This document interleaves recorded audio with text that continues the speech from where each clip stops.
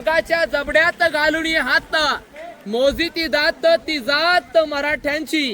या ग्राउंडचं नाव आहे होळीचं मैदान।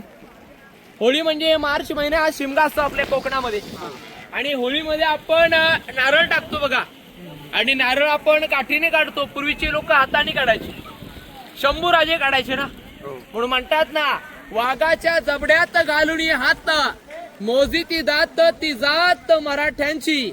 पहा चाळून पाणी इतिहासाची। हे त्यावेळेचं होळीचं मैदान आहे आणि समोर आपल्याला दूरवर पसरलेली इमारत दिसते ना, याचं नाव आहे बाजारपेठ। बाजारपेठ म्हणजे काय? गडावरती जेवढी लोक राहायची त्यांना बाजार इथे खरेदीला असायचं।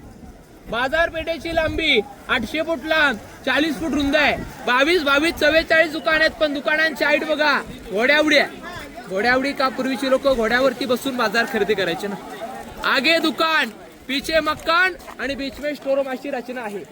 आणि बाजारपेठेनंतर ती पत्र्याची शेड दिसते ना तुम्हाला, तो हत्ती खाना सर, हत्तींचं पालन पोषण त्या ठिकाणी केलं ना महाराजांनी। आता आपल्याला डायरेक्ट समाधी स्थळाकडे जायचं। चल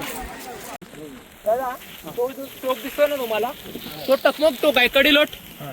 ज्या माणसाने गुन्हा केला म्हणजे चोरी केली, लबाडी केली, फितुरी केली किंवा गद्दारी केली, अशा गद्दारास त्या टोकावरून फेकून द्यायचे, म्हणून त्याचं नाव टकमक टोक आहे। आता आपण कुठे चाललो आहोत? जगदीश्वर मंदिर। पाऊस आला नाही तर आपण ज्या जागेवरती उभे आहात ना, हे मंदिर पाहिलं बघा, आकार कसं वाटतं बघा, मस्जिद आकारासारखं वाटतं की नाही? हो, मुघल लोकांना वाटावं आपलंच मंदिर आहे। मंदिराची तोडफोड करू नये म्हणून आकार हा मस्जिद आकारासारखा बांधलेला आहे। आतमध्ये शंकराची पिंड आहे ना, आणि त्याच्या सर दुसऱ्या पायीवरती नावाची पाठी आहे। ज्याने रायगड बांधला, गड बांधताना स्वतःच घरदार वाडा विकला। कारकिर्दीकांना महाराजांनी विचारलं रायगड बांधणीबद्दल तुम्हाला काय हवंय? फिरोजी म्हटले आम्हाला काही नको, फक्त दुसऱ्या पायरीवरती नावाची पाठी पाहिजे, कारण की केलेलं कार्य आहे राजा तुमच्या चरणाशी अर्पण करायचं, म्हणून हिरोजींच्या नावाची पाठी दादा तिथे आहे। फडक्या राजांची समाधी आहे। समाधीला शोध लावला महात्मा ज्योतिराव फुलेंनी। समाधीला अग्निडाग चुलत भावांनी दिला, संभाजी भोसल्यांच्या हस्ते राजांना अग्नीचा डाग देण्यात आला।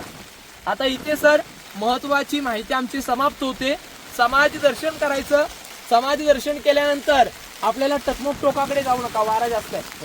समाधी बघून आल्या मार्गी स्लो मध्ये सावकाश जायचंय।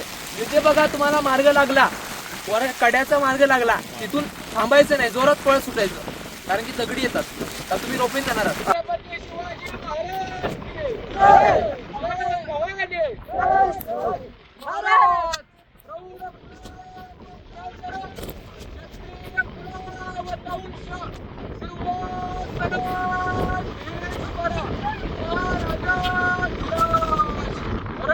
शिवछत्रपती